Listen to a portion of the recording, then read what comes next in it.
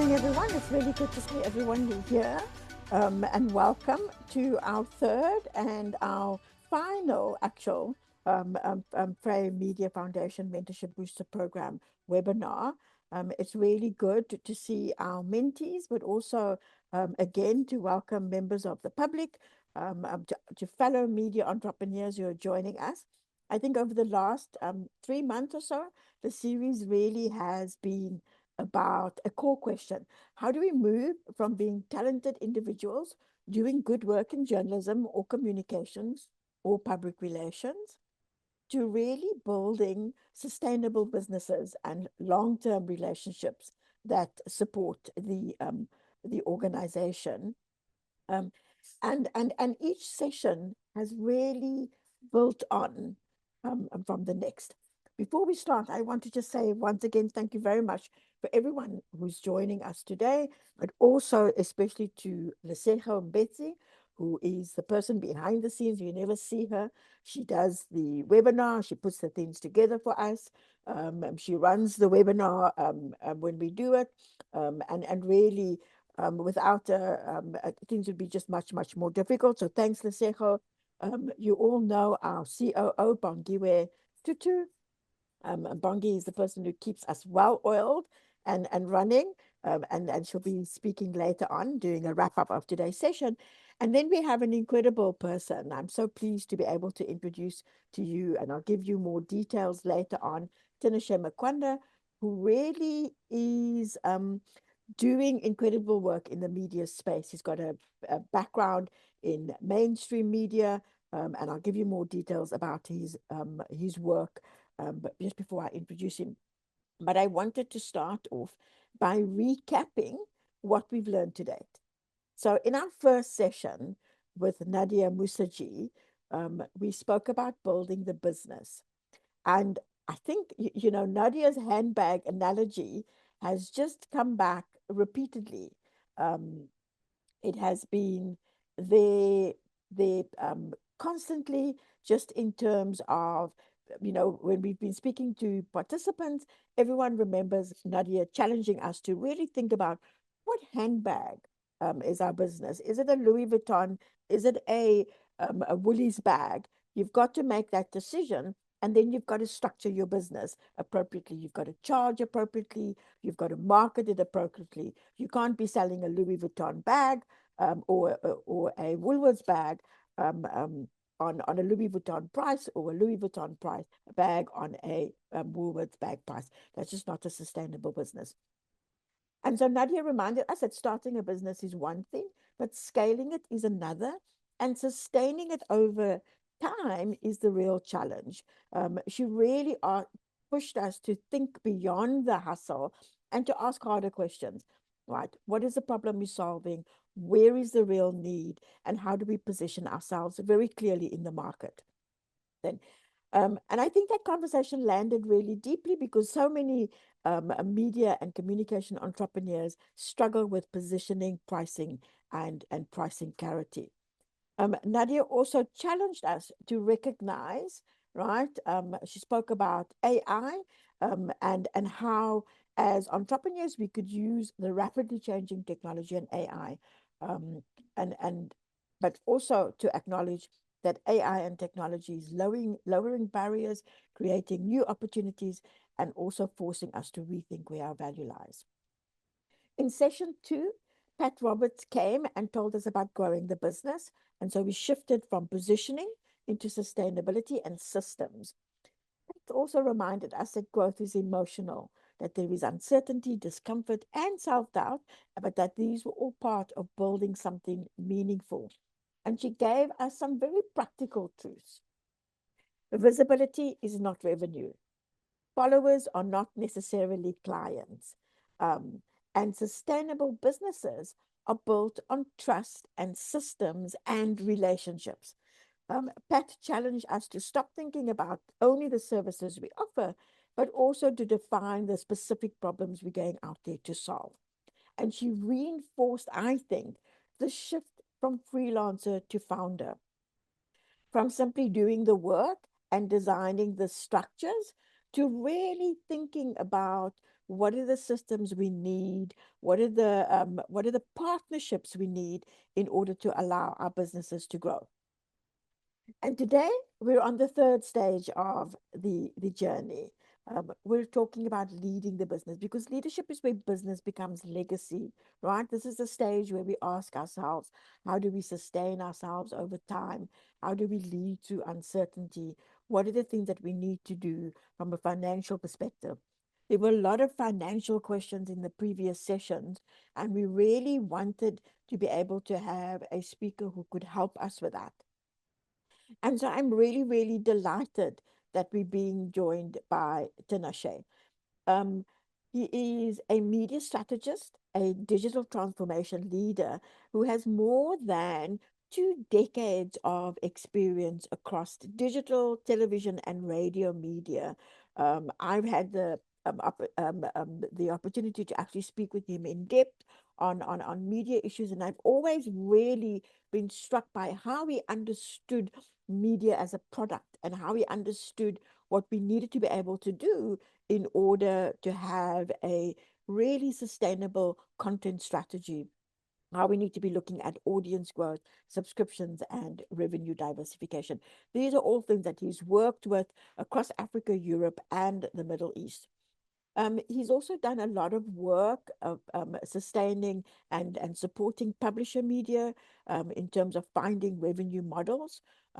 He's really supported and given master classes for the International News Media Association, for IFPIM, for the IAB. He's worked with newsrooms in Johannesburg, New York, Dubai, Lagos, and London.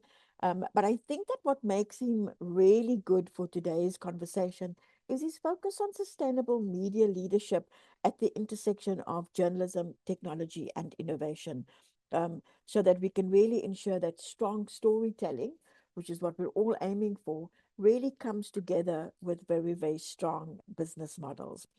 And so please join me as we welcome TinaShe to take us through our third mentorship seminar, and really about growing our business. Please remember to put your questions or your comments into the chat. We wanted to make it be as interactive and as practical as possible. So TinaShe, over to you. Ola, thank you so much for the kind words. Very, very, very nice of you. I really appreciate it. And good morning, everyone. Really lovely to meet you. Could see from the registrants that I think about 6 or so countries are represented, and we're all joining from all around the world, around the continent, and all around South Africa. It's a real honor to be on this call. I'm just going to share my presentation and make sure that you can see it. As Paula indicated, we're going to make this as interactive as possible. So please share your questions, use the chat box, put any questions that you have. And you're welcome to stop me anyway as we go through this to ask questions, or if you want to pause and reflect, you're also more than welcome to do that. We're going to move into this third session of the series, which is focused on leading the business. Also focused on looking at how we can be resilient as well as sustainable in the things that we're trying to achieve as media owners and as media leaders. We are fortunate in that, you know, the industry or the sector that we're in interacts or intersects with a number of people, or the huge part of the population, which is very different to other sectors.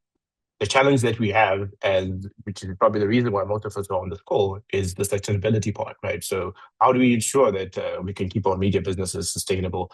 How do we ensure that we can keep lights on inside our offices, inside our newsrooms, to deliver the work that we want to? I'm not going to go into my bio. Paul has done that already. And the session that we're focusing on today, as I mentioned, is lead a business. You've done session 1 and 2, which is build and grow. So it really is a continuation of where we came from. Now, before we even go into looking at our models, and before we start thinking about how we can be sustainable, we've got to go back to the roots of where we came from, right? Why do we do what we do? What is the reason that you have the seat that you have right now? Why are you an entrepreneur? Why are you a leader? And what drives you? Right? It sounds like a bit of a soft question, but really this driver kind of helps us determine everything else that we end up dealing with, right? Um, from my end, I've already mentioned that my sort of drive is keeping lights on inside the newsroom. So this is the premise of most of the things that I work on. This is the base and the foundation of it, and everything else develops from that. The reason that I'm on this call is again because of that passion that I have in keeping lights on inside newsroom. So it's a passion. Other drivers also include things like revenue, skill, calling. Just happenstance. You just happen to fall into it, or you came from corporate stewardship or as an entrepreneur. There are really very varying reasons as to how you end up where you are. But the most important thing is identifying what it is. So the ones that you're seeing in front of you right now are not comprehensive at all. These are just an indication of what it could be and where it could have come from. And the way that you communicate about your business, the way that you talk about your business, determines how your audience, whether it's customers or whether it's readers or your audience, receive it. It also determines how they perceive the work that you do, and it also sets the tone for your team. So as your business grows, you have other people join you in your work, and the sort of attitude that they take on is dependent on the roots of that business. So your own journey, your own founder story, your own narrative is really important in the bigger scheme of things to ensure that it's clear why you do what you do. There are a few examples that I'll share very quickly, just from everyone some of the people that are in the room. This one's from Aneta, and I mean, she mentioned that in one interview, I think this was in the Mail and Guardian, that she's become a social worker, a psychologist, a fire station, and police. And this was in reflection to the work that she was doing. Um, Again, an indication of how in that moment you immediately realized the number of things that you had to become in order for you to be successful in what you had to deliver. The function, of course, was around community and ensuring that you're delivering, to the community. In the case of Express Yourself, I wasn't formally tested on these, but they've shaped my success more than any qualification. A show of how hands-on experience actually drove Melanie into the work that they're doing at Express Yourself, and it wasn't about having the academic background necessarily, even though it can be very helpful. But in this instance, it was about the experience that took them there. Um, the drive from community is I think very evident with Nomtandazo, with Mbombela News as well. I mean, I'll share these slides so that you can also go through them, as well as with Nosipo, who shares about doing something you're passionate about. You're living from within, so it really drives you. And even in those moments of where there's difficulty, it's a little bit easier to navigate because you're driving with purpose, or there is a voice that you're trying to magnify, right? In the case of telling marginalized stories, which is what Charity from the Reporter speaks about. Now, once you've kind of thought through your purpose and thought through your revenue, and I mean thought through your founder story, the next question then becomes, well, how does this translate into revenue, right? How does it become a sustainable model? How does this actually turn into a business? And we then need to link or connect your narrative, your foundation into that, right? Understanding where and how we can extract value from the business. And the business in this case can be anything. You could be producing content from a newsroom. You could be managing communications from a PR standpoint. You could be writing content for corporate. So it really depends on which part of the sector, which part of the industry that you sit. But what remains true is that your foundation and your narrative is what then ends up driving you.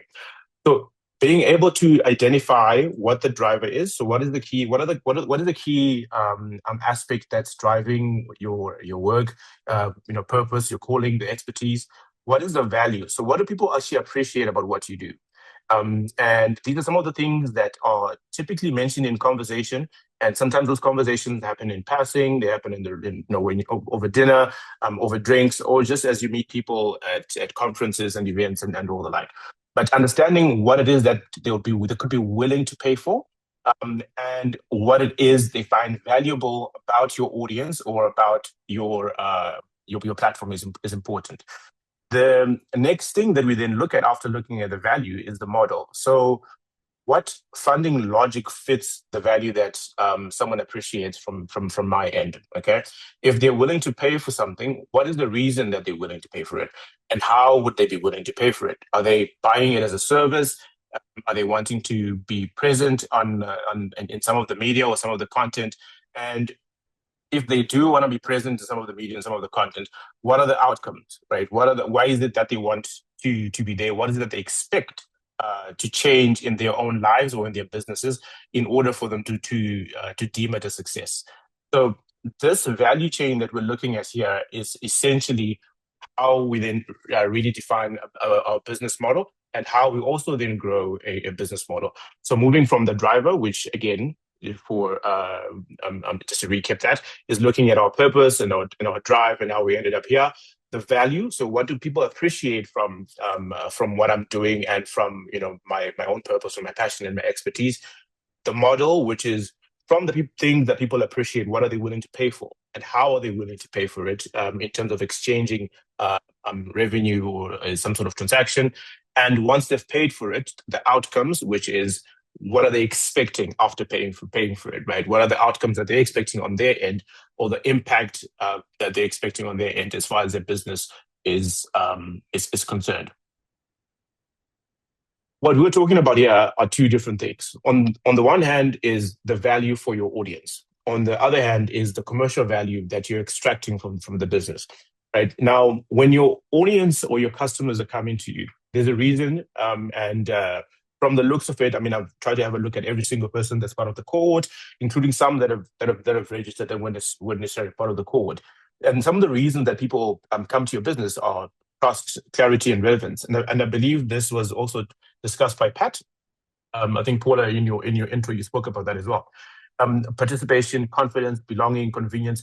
These are all reasons that people come, and this is the value that they extract from that. And then on the other hand, from a commercial standpoint, right, and these are not necessarily the same group of people, right? Your audience and your commercial cohorts, I mean, or groups of people are not necessarily the same. Sometimes they're the same, other times they're connected, other times they're just completely different. But these folks are chasing outcomes, they're chasing access, they're chasing demand that has been qualified. And by that, we mean, if you are if you're operating within the health sector and within the media health sector, it means that the audience or the reach that you have is within that sector, is within the health sector. So if you're looking for qualified demand, it means that you're going to get demands within that health sector. Credibility based on your expertise and based on some of your histories, conversion, influence, and then usefulness within the institution as well. So these are areas that your customers are generally chasing, and it's up to us then now to reflect these upon our business to say, which of these outcomes or demands or credibility can we say upfront we have, or we can produce, or we're able to deliver on? So as you separate your audience from those that are willing to pay for your product, you start to understand how your business works, right? You need both, but understanding who's willing to pay and who's willing to participate, you start to separate the two things, and it allows you to make business decisions which can strengthen your model and also strengthen your where you're headed. One of the questions that I normally get when I'm on this slide that shows value is how to determine or how to ascertain what the value is, or how value can be derived. And in some cases, we inherit a business, or we've started a business that's similar to others, so we can infer based on how our competition or our competitors are participating to determine where the value may lie. But in other cases, we're not really sure, and so we observe, right? We see how our audience or how our customers and those that are within our reach participate or interact with our business, and then we use that information to determine what or where most of our value lays. One of those ways is just simply by observing very directly what people are doing, what they are reading, and what they are listening to. So, in the if we use Kisima Radio as an example, looking at which specific time slots, for instance, are most listened to, or which shows are most downloaded if we have an online repository. Which ones are repeated? Which ones have the same audiences coming over and over again? Which ones have the highest engagement, right? This is information that's available to us using some tool that we may or may not have right now, but they're generally available to us, right? So, and this is this direct observation without necessarily interacting with either the audience or the customer. The second block is those that actually tell us, right? So if we ask people directly, whether through briefs from clients, if we're operating within PR, through surveys, if we're operating with much larger groups of people and we need to survey them, focus groups as well, reading engagement on our socials such as comments and DMs, and if we use Express Yourself as an example, again, the types of coaching requests that you might receive would generally tell you what it is that people are interested in, right? Are they all saying the same thing? Are they all saying different things? Do they all come from the same sector? Are they coming from varying sectors? This is all information that doesn't necessarily come in a very nice and clean way. But once we collect it and once we have it, it helps us to determine or place our clients in different cohorts. Then you've got your learnings that you pick up again from your own experience in terms of how things are driving, and these include just observation from reviews or studies and patterns that you're seeing from those that you're interacting with. Okay, especially if you're interacting with researchers and experts that are in different fields. If we look at Mahalela, there's a close correlation there with academic institutions and educational institutions and etc. And if we look at the requests and the conversations that come from there, we're also able to start picking up some sort of correlations. Um, and then across all of these ones that we have looked at, you can also then test some of these assumptions, right? Is it really true that people love to read this category within my content, right? I assume that they have a huge interest in crime, for instance. Crime is a very it's quite a huge topic, and it's one of the most read topics, but it's not easily commercial. It's not easily sellable, right? So it's not easy to commercialize. But we can test it. We can test what happens when we add more content within that category. What happens if we reduce content in that category? What happens if we introduce a category that is aligned to it, but not necessarily as broad as the one? So maybe instead of just covering crime very broadly, perhaps we have a courtroom TV where we only show courtrooms within our community and the proceedings. Will that bring in as many eyeballs as it does, compared to our crime stories, or compared to we've got some national examples that we can use, such as the Matlanga Commission and other inquiries in Parliament, etc., that are generally focused around crime. The question then that will still remain is around how you then commercialize it, something that we'll then talk about. So from determining what that value is and where people are basically drifting towards, the next thing that you then look at is what can fund that model, what can allow you to do that work, right? So are we going to be funded by the audience? Will we ask them to pay something, such as a subscription, for instance, or for a newsletter, in order for us to be able to continue doing the work that we so love?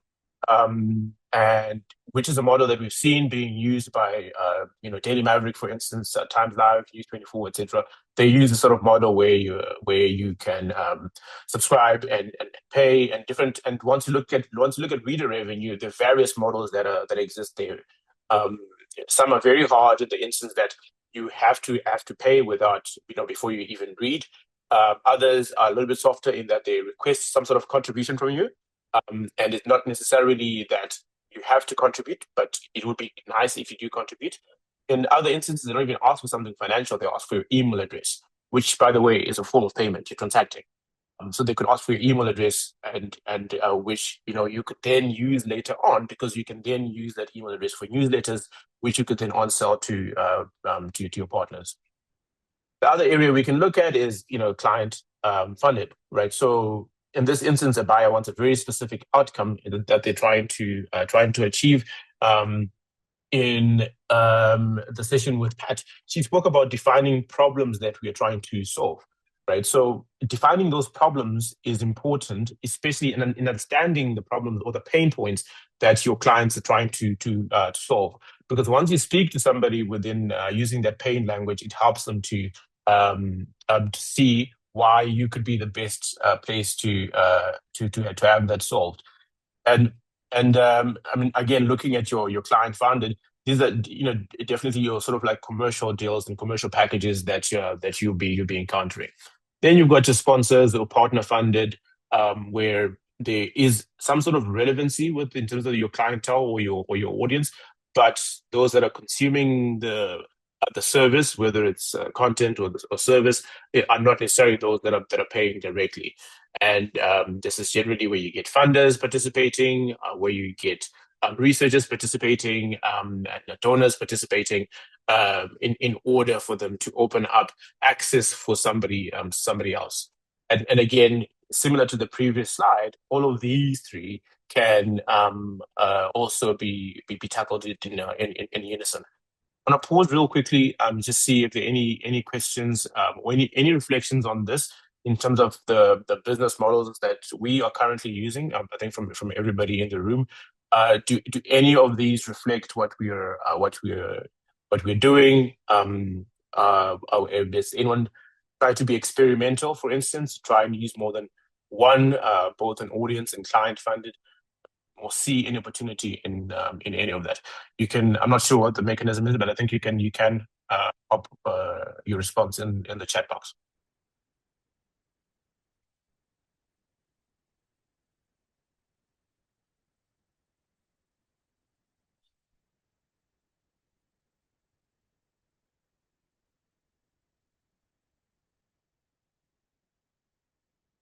Any takers? Maybe someone from Kisima Radio. Sorry to call you out. We have a hand up. Oh, sure. From Nosipo. Nosipo, would you please go ahead. allow Nosipo to speak?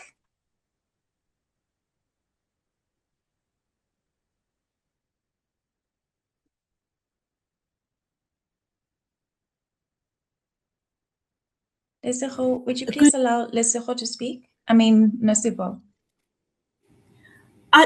Thank you. Good morning, everyone. Thank you, Bongiwe. But I didn't raise my hand. Well, now that we have you here, you're welcome to share your question. I'm still listening attentively, so I'm still making my notes. I'll definitely ask questions, but not for now. Sorry. All right, you can lower your hand then. Thank you. There's a second hand. I hope that is on purpose.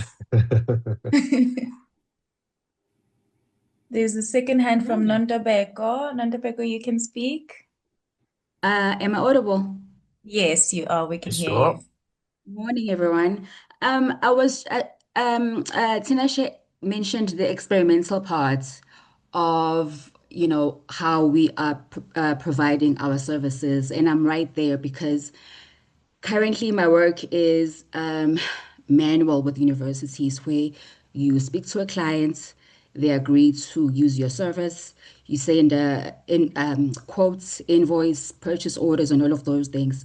So I'm in the process of building a digital infrastructure that will allow me to provide the same services, but digitally, and reach an audience beyond South African universities. So I'm in that space where I could end up doing work in one way for South Africa and then servicing international clients, which I don't via the online platform that I'm building. So it's quite interesting. That's why I'm focused on this. That's why I mentioned that the thing that I'm focusing on right now is scaling, because I'm scaling, but in different ways. So it's gonna be interesting. That's a great example. Thanks for sharing, Nantabeko. I'm actually going to call on you again when we're talking, looking at some practical examples around scaling. Right? Because it's part of the process of your leadership is determining what you scale and where you start. We don't have the benefit of having as much capital as we would like. So how do you make decisions when it comes to that, right? So how do you spread your capital? How do you make the choices of where to spend first and where to spend second? And I'd be very keen to come back to you again on that, just to hear more. Thank you. So looking again at the experience of your value and who can fund it, right? So again, just to recap, the value is what we can extract from the business, and then the funding is basically how we can transact with the business, and this is what then funds the work that we do. In some instances, like I indicated, it's the same person. So it could be a direct relationship, a client that needs strategic communication from an instance of PR. In some instances, it's connected, but not the same person. So an institution that's funding for the public benefit, either for science or for social development or community development. And then the third one is where they're not exactly the same, but they're after one of them is interested in getting access to the other. So where you've got a sponsor or a company that wants to participate on a radio program or on a podcast simply because they know or they suspect that the audience that they're interested in also listens to that specific show or program. And when we are looking at this, we then start to think about, well, how do we charge, and how do we cost, and how do we package something for our commercial partners? And there are different ways of looking at it. And I love what Nadia said about, what kind of handbag do I have? Is it a Louis Vuitton or is it a Woody's bag? And understanding that is important when you approach your pricing, right? Because how do you then price for your client? And the various ways of doing that, right? So the one is that approach of this is my price and this is why I stick to it. The other is having a band within your price range, so that it allows you to move up and down. And the reason why we're in this unique situation is because sometimes our clientele are small businesses and small entrepreneurs that want the service. We can offer the service, we can offer it at a profit, but we have to cap our margin if we are to allow the small business to participate in that. Other instances, you're dealing with a much larger corporate, right? That has all the revenue, that has and can pay sometimes even above market value for the same product. Of course, you can make some tweaks to that product to allow it to maybe show different value to the client, which then would land you on the other side of your band, where you've got where you're experiencing a bit higher margin. The only way that you can do that is by knowing your client, talking to your client, and being in that room with the client allows you to do that. And this is not to say that you have a flexible rate card, right? You have one rate card with one price, but your add-ons is then where you can start to make these adjustments. And looking at your add-ons and your suite of products, you can also start to build packages that slightly different or largely different from the last one. For instance, if you look at the examples that we've got here, perhaps you've got a sponsored article that has been written by the advertisers themselves, or that you've offered to write as an editorial. Your band could be within this range. It's called an average of about 5,000 Rand. If you decide that instead of having one article, they can maybe have a series, right? Anywhere between 2 to 4. Then you're starting to push your price higher as you go. But you can see here that it gives you room to say, well, actually, for 14,000 Rand, we'll give you 3, which will mean that each one is slightly less than 5,000 Rand. So there's a little bit of a discount that's factored into that when looking at that pricing. Or if you want to be a bit more aggressive, then you can look at something like maybe 4 pieces within that series. And the same sort of like value, the same sort of addition increases once it's premium. If you're looking at a very premium package where it's still sponsored content, but it's not written as an editorial. It's more native to your platform. We're now starting to increase our rates, increase our pricing. Why? Because we're dedicating more resources into it, and we're taking a lot more time into producing what we're trying to get out.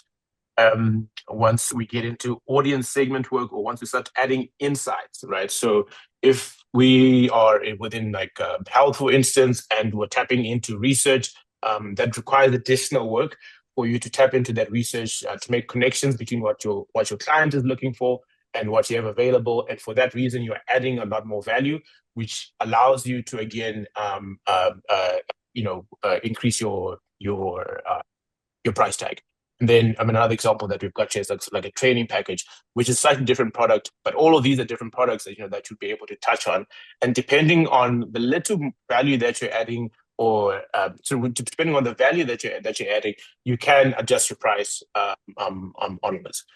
So we're going to look at a very quick example of how to price without necessarily thumb sucking, right? First thing that we need to consider is, how much can I reasonably take for doing this without running a loss and without ending up having to fund this myself?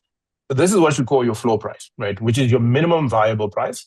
It's your cost plus a margin that you cannot go below. So in the event that, let's say, you are not able to do it, you have to get somebody else to do it, what would it cost your business to actually produce this?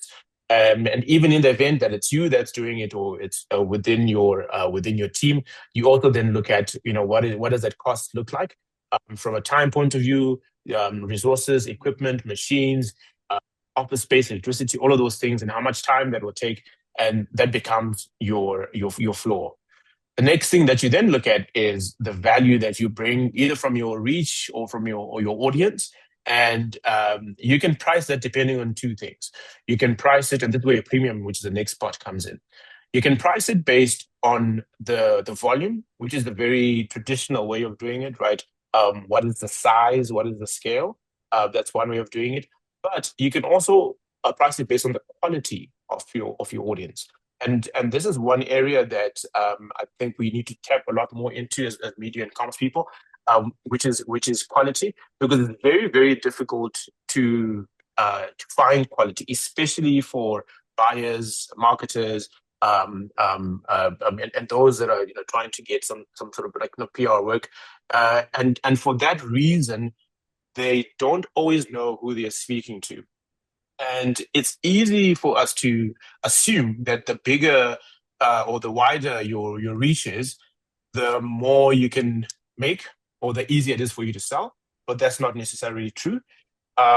In a previous life, I worked for a very large publisher with millions of unique browsers. When I say millions, is in cap. Like you could have as much as you wanted. But it was extremely difficult to sell, because in the eyes of those that were looking for media, it's a mass target, or like a mass website is everything to everyone. And because it's everything to everyone, you don't know what you're going to find. It could be anyone, anywhere, and which made it extremely difficult to try and sell a value proposition. But if you have a niche that you focus on, it could be regional, it could be geographical, right? You target a very specific area. It could also be, again, sectoral. Maybe you target it to education or automotive, for instance. That increases your value in the same way that it can increase the value for something that is volume based. So don't be shy to add a markup or premium based on how finely targeted you are in terms of who you can reach. So with all of these, you then end up on a list price of what 14,000 Rand. You've added a premium, you've added the value of your audience, and then in a lot of factors, you're quite often asked to add a discount. It's not necessarily always the case, but people tend to push around that, and then you can add your discount if you like, and then have your final invoice. You can also always have your discount baked into your initial pricing, so that by the time you have this conversation around the discount, you're actually fine. So this helps you for two reasons. One, it's easy to communicate with your client, but two, we're also making sure that whatever we're selling, we're not undercutting ourselves. We're actually selling in a way that we can sustain our business. We'll still be here tomorrow in order to sell the same thing again. And then when we start looking at the different types of income or revenue that we can collect from our products, I think one of the questions was around, how do we vary, or how do we diversify without losing focus of what we're trying to achieve, right? So the best thing that you can do for yourself is having multiple product items or revenue streams for your business. That's just hedging your risk and ensuring that you are spread quite widely, and that if one sneezes, it's not going to affect your business in a way that's too significant. This is an example of a media business's revenue on a monthly basis. So the 50% that you see on the chart is essentially the primary driver of the revenue, which is mostly content. So close to 50% of the revenue comes from content. They've got about another 30% that comes from some training and a little bit of advisory with corporate clients, and then just under 5,000 rand that comes from readers, from advertising, actually, not necessarily readers. This is the real example of a monthly revenue that comes to this publisher. If I can ask somebody on the call, maybe in Tobago, since we spoke earlier, just looking at this chart here, where do you think, or what do you think would be the risk that this business carries, or the opportunities that this business carries? The opportunity or risks. Any risk, opportunity, or any commentary in terms of how their revenue is structured, right? And just to recap, so 50% of the revenue comes from one product, and then the second highest is about 33%, and then the third highest is about 17%. So currently, my key service offerings are writing and editing, as well as training. So definitely a bulk. So writing in terms of taking research content and making it accessible, either through a press release, a feature article, profiles, or writing speeches for VCs. So the writing elements for me currently is the primary revenue generator. And then editing is to a smaller degree, and training is only picking up now because my business is 2 years and 8 months old, and I got my first training session towards the end of last year. So that's starting to pick up, and it's going to overtake, at where we stand, the editing elements. But writing definitely is the bulk. Yeah, that's where things are standing right now. That's amazing. I think you actually answered the sort of question and tackled the next few slides in your response, which is that your training, which is currently your third highest revenue item, is about to overtake your editing, which is the second highest revenue item, which indicates that you haven't settled on these two line items being second and third respectively. You're trying to grow each one as much as possible, and if it means that the one is going to overtake the other, then so be it. And that's exactly how you manage your risk, and exactly how you expand your product line to ensure that if one of them is affected in any way, you are still able to continue generating revenue by growing the others, or sometimes even introducing another one. So your typical line looks like this, and we'll look at some others in more detail, where you can even have a line there that doesn't have much as yet, but is growing or looks promising, and we try it to see if we can to see what we can generate from it. And we'll look at other examples around that. And in terms of trying to grow these areas, how we then do it is, sometimes we need a different set of clientele, or different part of our network that we need to tap into in order to produce these results that we're trying to find. And these are just some of the areas, some of the ways in which we can find new clients or new business. So referrals, using case studies to bring in people, and those that we know from networks. If somebody that you used to work with in one company has moved to another, and then just general your direct outreach. I'm sure there'll probably be more questions around that we can look at. So when looking at your example that you gave now, moving from writing as your primary, then editing as your secondary, and training as your sort of like third, but moving into second position, this is the sort of graph that you will quite likely see in terms of your growth. Okay. The very first time, you're not going to have any revenue. It's quite unlikely that you'll have a lot of revenue. If you have some, that would be amazing. And it generally helps you to then be able to determine what the rate of growth is going to be. So this area essentially is where you start and where you grow. And it's okay to be comfortable with nothing, with zero in this section, but as long as you are forecasting some level of growth. So the revenue is uneven, sometimes it's a bit flaky, it's up and down. So your first few customers and you're getting a bit of attention, which is an indicator that yes, there may be something that's interesting that's there.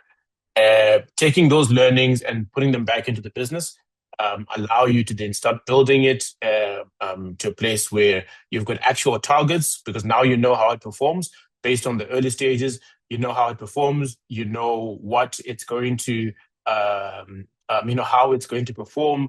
You know what people are going to ask you for from the point of view of the product. Whatever their sort of ask as clientele is going to be a bit more obvious to you, so it makes it easier to sell.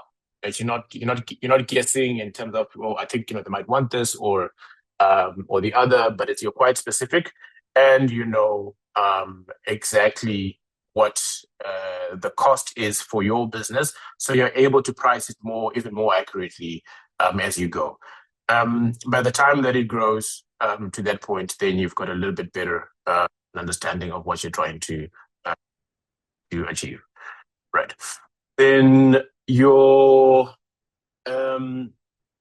changes that you would need to then start making to your model, again, are dependent on the performance that we're looking at what sort of utilities coming for the for your customers. What are they getting?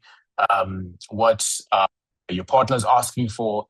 But then at the end of the day, ensuring that we've got as much information as we can from our business and from those that we're targeting, whether it's the community or the readers. The more information that we have around it, the easier it is for us to make sense of who they are, what they are, what they are looking for, as well as how they're looking to grow. Earlier, I think there was an indication, I don't remember, Paul, if it was Nadia or Pat, that said that not everyone that you encounter is your customer. Some of them are, but not all of them. A generally acceptable rule, especially when you're looking at quite significant digital reach, is that about 2% of your audience are those that are willing to transact. Only 2%, right? But knowing who those 2% are and knowing how to interact with them is what becomes important. And so the example that you're looking at here is that with only a 2% sort of like audience, even if you have 1% of those paying, you end up with 50 customers, like very, very quickly. If you have 2%, if you even reach that 2% threshold, you could end up, for a product that's about 84 Rand a month, you could end up with about 50,000 Rand annually, just from sort of like B2C clients. And if you imagine that if you replicate this on 2-3 smaller niche levels, this could easily move to about anywhere between 150,000 to 200,000 Rand annually from a very, very small group of 5,000 people, with only a fraction of them that's less than 2% paying you for something.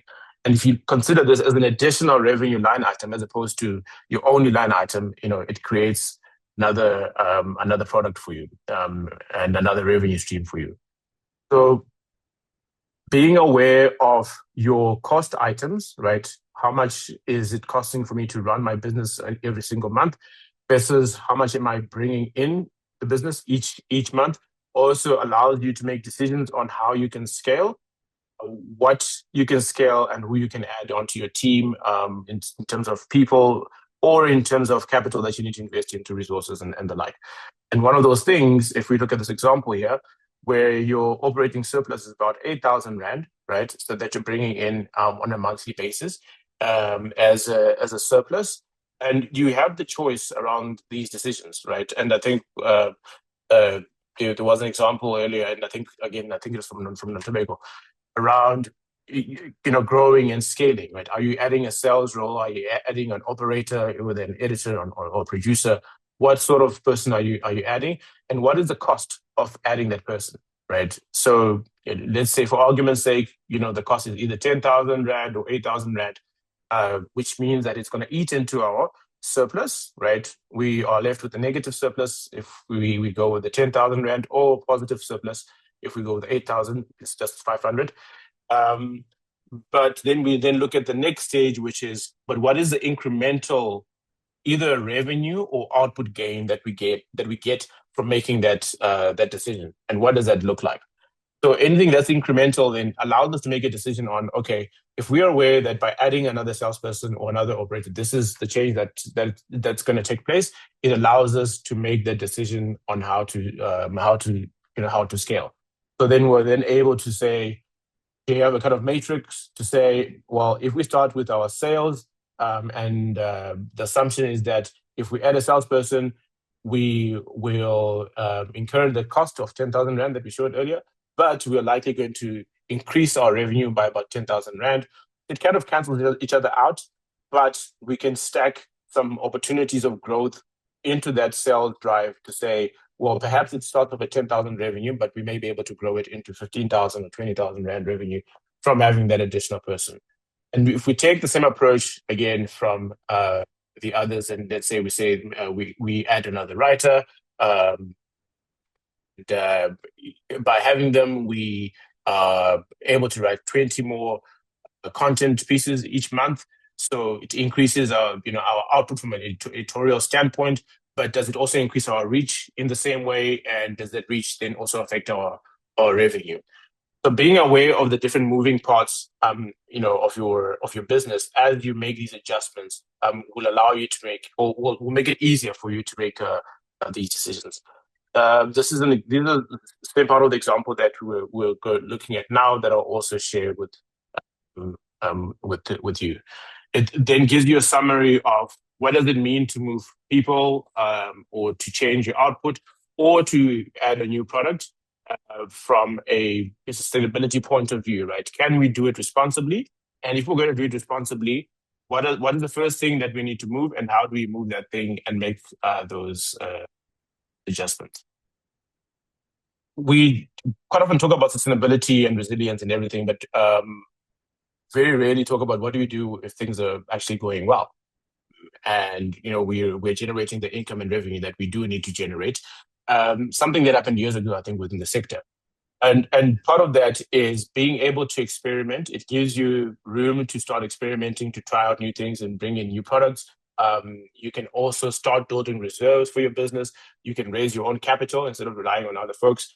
Around that, it allows you to fund other areas of the business that show strong potential as far as growth is concerned, such that you are able to protect yourself for whenever there's a rainy day that comes up, which quite often is inevitable, especially in the sort of economies that we are facing right now. So it kind of gives you that breathing room to be able to navigate your turmoil when it becomes a little bit more difficult for your business to operate. And most dashboards that business leaders use will have one number that they look at, in order to determine the direction or the success of the business that they're operating. And in most cases, that number is affected by several other numbers that are inputs that go into it to determine whether or not things are working or things are going well and things are going in the direction that they expect them to be going. Some numbers that we can consider bringing into the fold and looking at our reach. So that can be your audience or your impact. How well are we driving that? Our customers, right? So how many paying customers do we actually have? Are we ahead or behind the number of customers that we want? Our revenue, what's our revenue target? What does that look like? And how well are we meeting the target?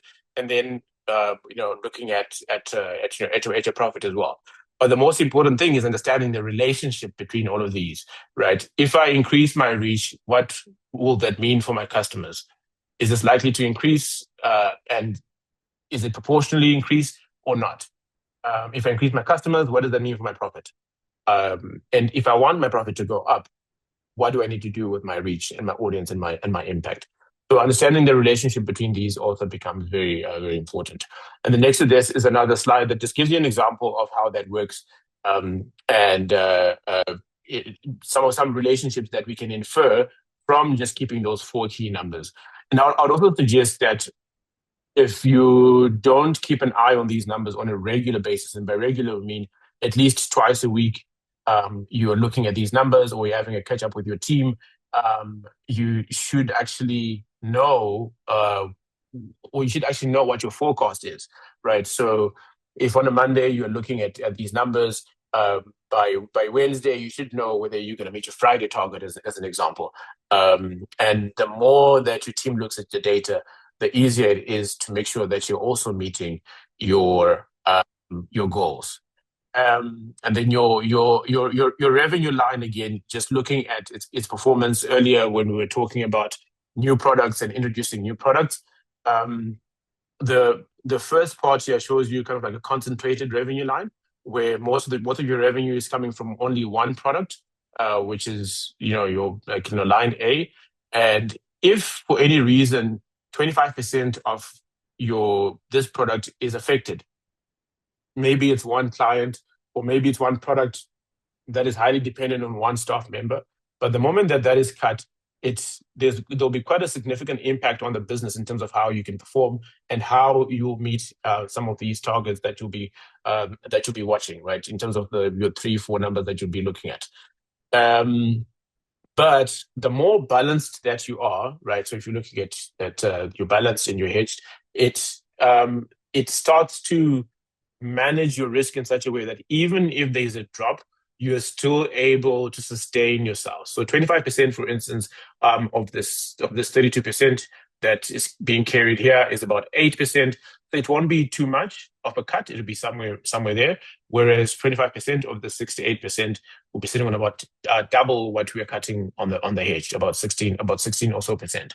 And so this allows you to kind of protect your business from any risk that may emerge in the future by hedging it in 2 ways. One, your different or various product lines, and 2, the number of clients that you have. We spoke about being able to look at your data as frequently as possible, and part of what this means is ensuring that you are looking at it, you're analyzing, you are determining what sort of movements are happening. You are taking a step back and really questioning yourself in terms of what it is that you're looking at before inferring decisions or looking at it as fact. Test what you're seeing. If you're seeing growth as a result of some changes that you've made, test that growth to see, can it be repeated? Can it be applied to other areas of your business? And then as you're drawing towards that, you then need to make decisions around: are you gonna make any adjustments to a product or to your operations? So are you going to keep things the way they are? Are you going to make some adjustments? Are you going to leave it and move on to the next product because maybe the experiment didn't work out in the way that you imagined that it would?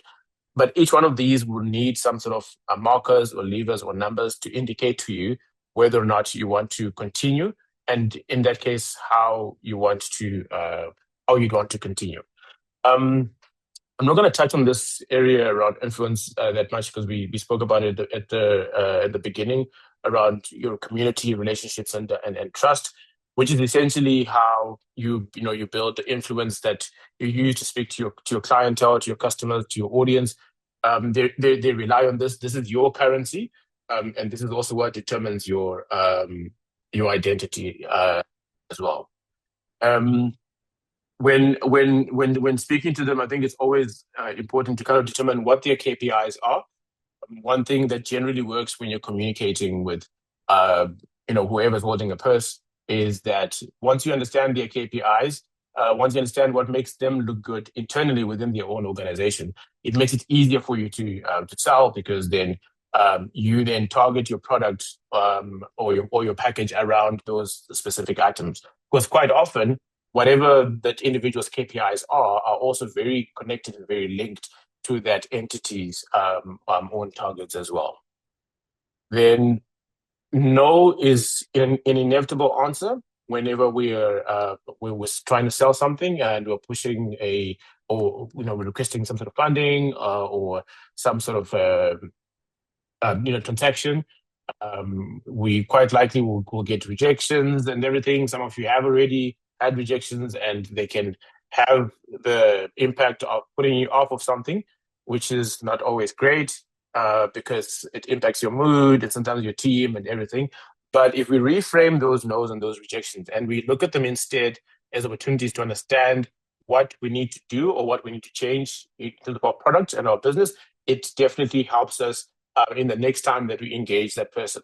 So for instance, if somebody says no to something that you are selling, it's important to understand why.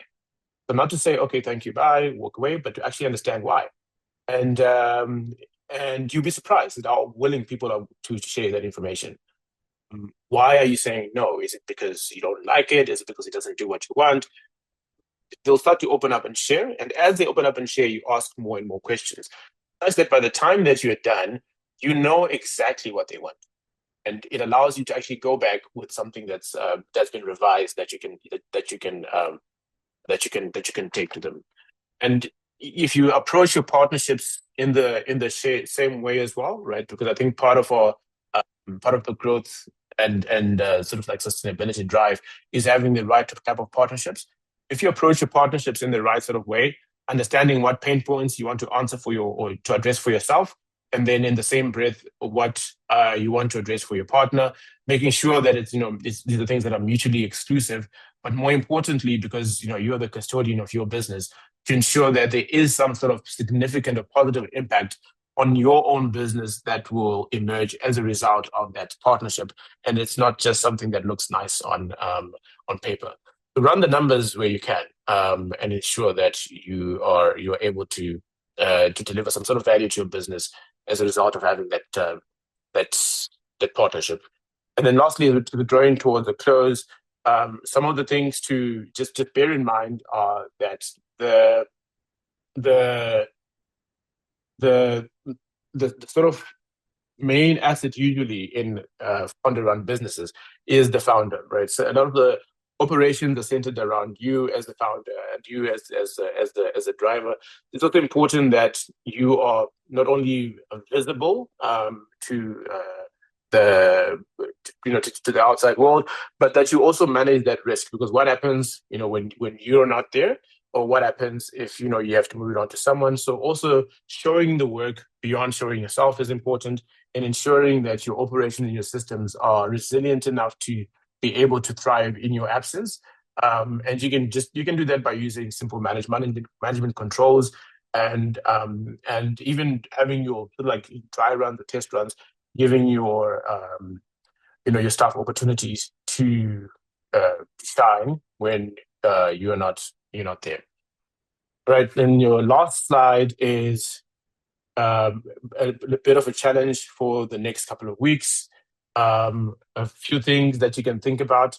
What is one thing that from the last 3 sessions that we've had as part of the series that you will keep and improve? What is a stream that you will try to test? What's a number that you will want to watch monthly? or that you're adding? What's a client or partner that you would want to pursue, and what's something that you would want to stop, which is not an easy decision to make. But what is something that you would be interested in stopping so that it helps you to focus on other things? Great, thanks, Paula. Paula, over to you.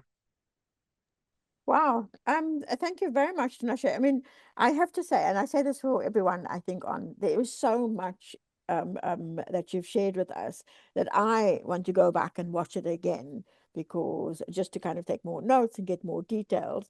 And so I think that what we can do is make a commitment, because it takes quite a while to get it up onto our YouTube channel, is that for the people who attended today's session, we'll share the link with you of the presentation so you can watch it again. I wanted to actually open up for for Boitumelo and Nonhlanhla, who both have comments, specific comments in the chat. But TinaShe, when you were talking about, what takes up your time and versus the income that you bring in, I mean, one of the things that I often find in our business is that we have mission creep with certain people, and so we think we are servicing the client appropriately, only to discover that you are in fact over servicing the client. So how do you were talking about weekly monitoring of your income, but what about weekly monitoring of your work? And then if we can get Boitumelo and Nonhlanhla to be able to speak more to their question, that'd be great. Yeah, absolutely, Paula. So I think the numbers are one thing, right? So looking at your sort of revenue or your output is important, because it's all part of your, I mean, everything is interlinked in one way or another. Your revenue is determined by your output. Your output is determined by your capacity. Your capacity is determined by what it is that you take on from everyone that you're from your stakeholders. So if you don't watch the work that you take on, it will ultimately affect your bottom line and how well you're able to keep your office running. So if the work that you're bringing in is not aligned to your own mission, to your own policies, your own drives, it might be nice for you to do. It might be great and even good visibility and everything. But at the end of the day, it's not going to keep the lights on, right? So you need to be very careful in terms of how you guard capacity and how you guard your own team as well, in terms of the work that you distribute to them. I think it speaks as well to the last slide, where some partnerships look great on paper. They're ideal and they're perfect, but do they actually meet our standards of, okay, this is the amount of capacity that we're giving towards it, and this is the amount of output that we're getting in terms of, funding, revenue, impact, whatever the important number is for you. And so having an honest conversation with yourself and sometimes with your team, because the really great sounding boards to have around you becomes essential, because if you don't do that, you could very easily find yourself swamped with so much work, busy, which is great, but with nothing to show for it. Absolutely. Lesego, can we allow Nonhlanhla Sithole and to just ask a question, and then we're going to go over to Boitumelo Makgabetlane.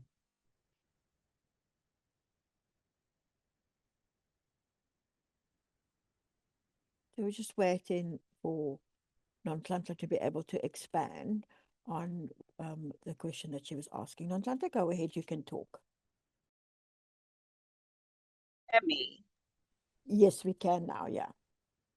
TinaShe, I love what you said about asking why after your potential maybe business.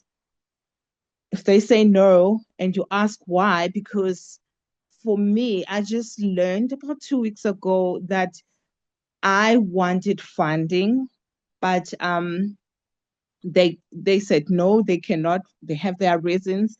But with the communication after asking why, they came back and said they can help me in a very different way, but it's still going to grow the brand, which is a podcast that I launched last year.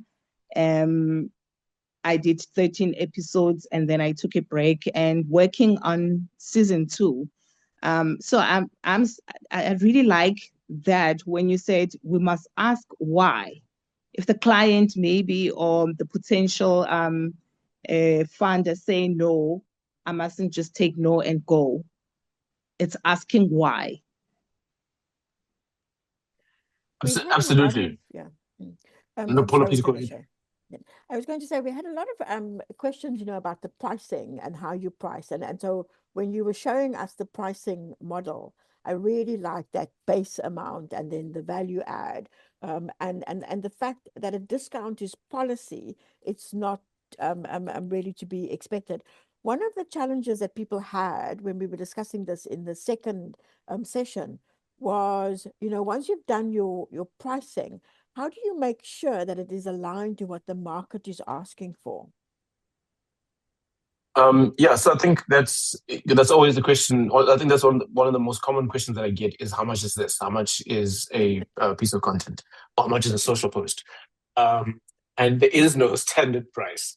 Um, it comes down to two things: you understanding the bare minimum that you're willing to accept, and you understanding your client, right? And I think the example that I gave earlier is that if you're selling a social post to Old Mutual and you're selling the same post to a mom and pop shops just down the road from you, there's no way they should pay the same amount of money. It doesn't make any sense, even if the effort and input is the same.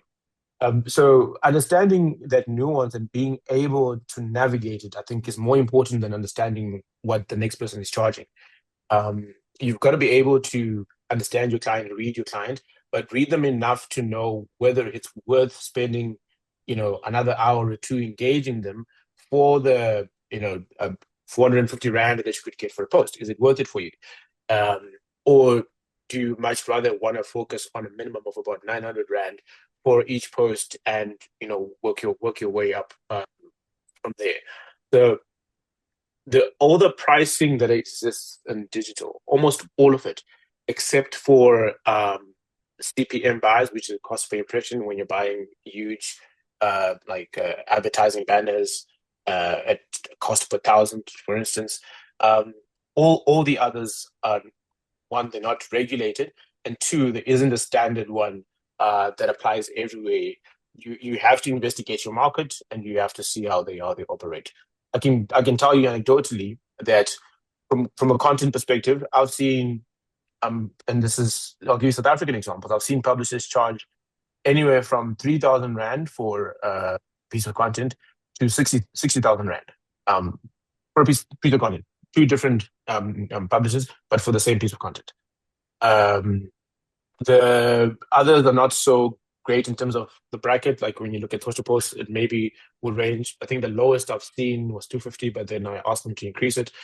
So maybe about 500 to as high as 12,000 Rand for posts. And then you get some of your like creators and influencers that will charge even higher because they also make some of that content as well on your behalf.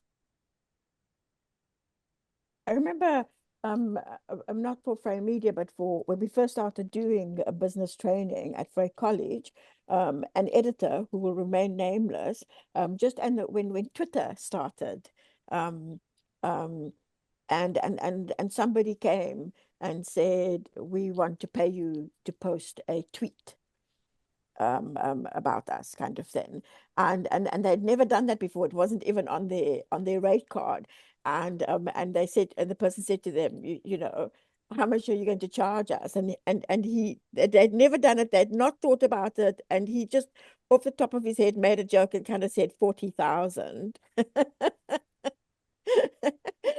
And the client paid. There you go. So, but there I mean, go. I don't know if people would pay that for Twitter now, but still. Oh yeah, that's the other thing as well. It's more like we should be paying them too. Exactly. It should be, but Twitter should be paying us. Nasipa, go ahead. You can talk. Your mic is already activated. You just need to unmute. All right. Thank you so much. Okay. So three questions. The first one, Paula, I think my challenge right now is not having the right people who connect heart and mind with the vision of the organization. As a result, we do not do justice in, delivering the services as according to the vision of the organization. That's one. Two, the issue of not having a rate card, I don't even know how to put it together. I've been doing a research, but the thing is, we are an online platform, right? So I can't even benchmark with radios, your frequent FM radio stations, so your analog. It's different.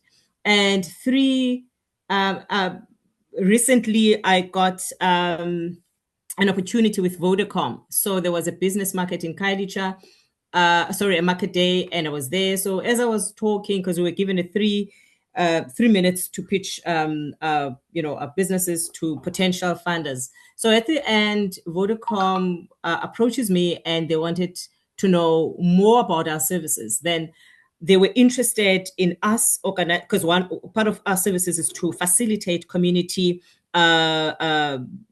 conversations. So they wanted us to do that for them because they've got new products that are designed for our communities, which we do not know of.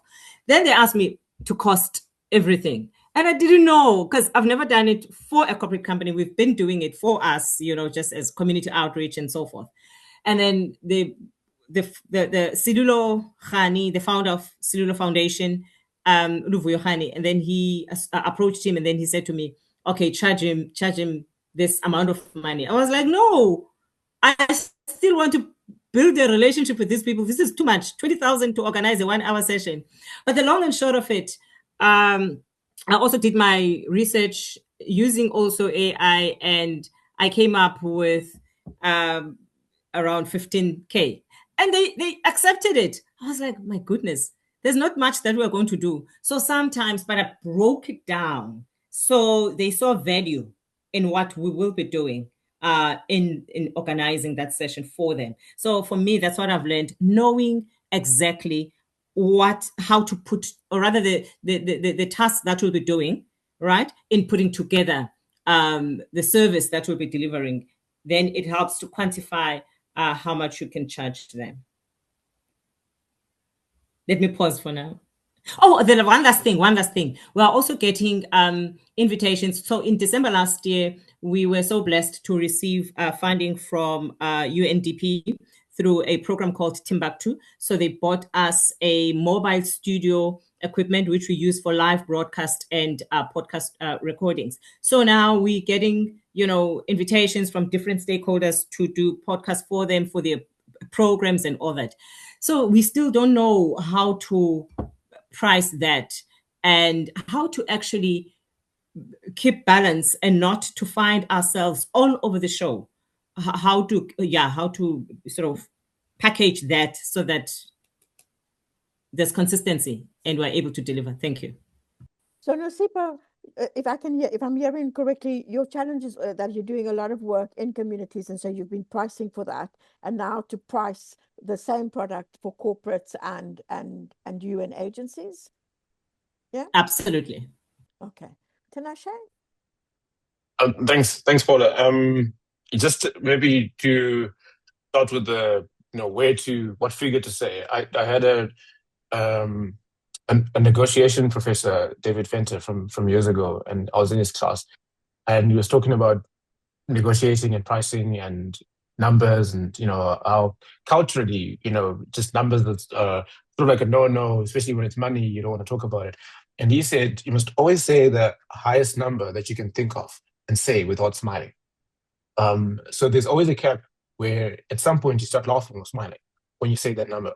You go just below that number, you say that number, that's your highest number where you can reach. So if you think about the 40,000 Rand example, the 15,000 Rand example, etc., these are numbers that you could justify for yourself to say, we can justify it in this way or in that way. And if you can go for a high number, especially when you're talking to institutional clients, you are able to navigate that and make it easier for you to actually to address that. And then in terms of your corporate versus sort of like UNDP type client, generally speaking, they tend to be very similar in terms of affordability. and what they can take. However, what they look at in terms of output is usually very different. So UNDP will look at impact, for instance, whereas a Vodacom will look at something that's a bit more commercial, around the number of subscribers, revenue, etc., that sort of thing. So understanding the effort that you need to put in to get that output is important, when considering how you would price that.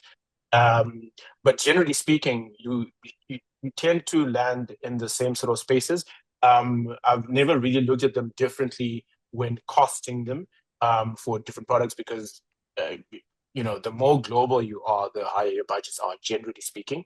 And in some instance, especially for orgs like UNDP, you can actually ask them, find out what sort of budgets are you working with, including corporate as well. What budgets are you working with, so that we know the best that we can bring to you. That allows you to also remove things if you need to shave some things off. I hope that helps. Well, I don't know if it would help. I could do either I could do a generic rate card, with just general rates and everything. If we can get an idea of all the products that maybe we're working with here, if I can get a list of that, I can do like a generic rate card with ranges just to share. And those the questions were around choosing the right people on your team. And I think just a brief note to say, the fact that you're asking that question and that you're recognizing that is already light years ahead of a lot of folks. So I think it's important to know whether or not you've got the right people and to have that discernment. The one thing that I can say is never settle for a person or people that you think are not ideal for your vision and mission, especially at like the stages that we're at. We need people that completely buy into our mission and buy into our vision and dreams. Otherwise, you end up working twice, working for your dream and your vision, and also trying to extremely hard to sell it internally. So yeah, that's what my comment would be on that. Thank you very, very much, TinaShe. I have to say that I think that this has been just such a useful, practical session. Already there are people saying yes to the rate card. We'll send you a list of we do have a list of what our mentees are actually delivering in terms of products. I'll be able to send you that. But certainly kind of look at how we can take these conversations forward in future. Thank you so much, TinaShe. I've learned so much. It's been such a useful session. I'm going to hand over to Bongi now, who's going to do our wrap up and just make a few closing remarks. So Bongi, over to you. Thank you so much, Paula, and thank you once again, TinaShe, for your invaluable insights. So I'm going to be concluding not only the session that we've just had with TinaShe, but also looking overall for our first and second session that we had with Nadia as well as Pat. But as we conclude this Mentorship Booster program, we really are extending sincere and deep gratitude to every speaker, to every participant, to every mentor and partner that has contributed to making this program meaningful, practical, and deeply enriching. And over the course of the seminar series, we've engaged in these honest conversations about entrepreneurship, about sustainability, leadership, positioning, storytelling, business growth, and the realities that women are facing when building media and communications businesses. So really the discussions have consistently remained and reminded us that talent alone is not enough, and that sustainable businesses require structure, they require discipline, networks, confidence, mentorship, as well as continuous learning. The seminar series, as Paula mentioned at the beginning, was designed in the recognition of the gaps and the need for structured mentorship and practical support for women entrepreneurs who are navigating complex and often under-resourced industries. And so through these engagements, participants are encouraged not only to strengthen their businesses, but also to reflect on their leadership, on their value creation, on their resilience, and their long-term sustainability. So we are very especially grateful to our speakers. We first had Nadia Musaji, followed by Pat Roberts and Mbali Nhlengetwa, and now with TinaShe Makwande. And they've all shared their expertise very openly and generously, offering these practical tools and honest reflections, as well as actionable insights. So each of these sessions have really been interconnected and interrelated, and we really enjoyed how one pulled and passed from the baton that was handed in the previous session. And we have ended up with a fully comprehensive framework of building, of growing, and leading a business. And you can see on screen, we have reports that we have compiled of each of the business skills development seminars that we've had. Please feel free to visit our website to read these and take the resources from our website. As well, you can scan the QR codes on screen.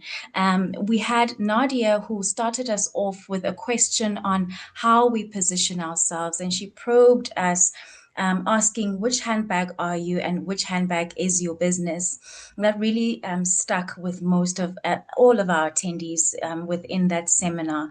Pat then followed with an emphasis on the importance of moving from visibility to value to viability, and how these elements impact revenue and sustainability. And in that session as well, we had Mbali, who reminded us of ensuring that your business remains compliant and how to keep your business books in order.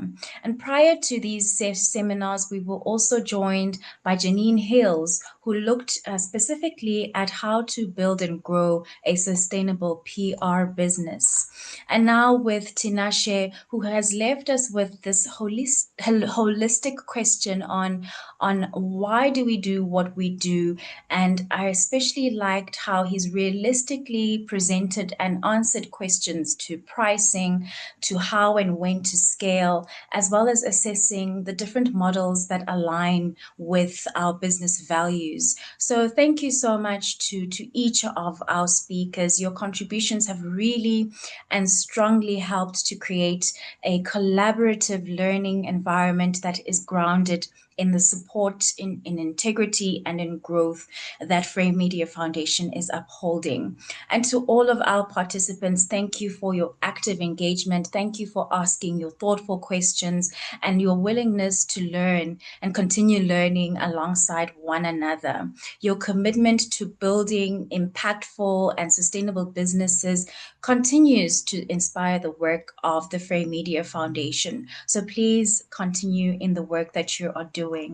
And as this program concludes, we hope that the conversations and the connections and the lessons shared throughout each of the seminars will continue to build and to go beyond these sessions and contribute meaningfully to strengthening your leadership, your entrepreneurship, and your innovation in media and communications.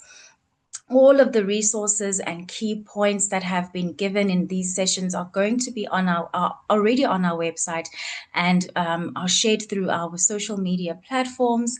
And the videos that have been recorded will also be shared in full on our websites and on our website and social platforms, as well as our YouTube page. So thank you once again for being part of this initiative with fraymedia Foundation. We are looking forward to sharing your growth stories through our Stories of Change publications.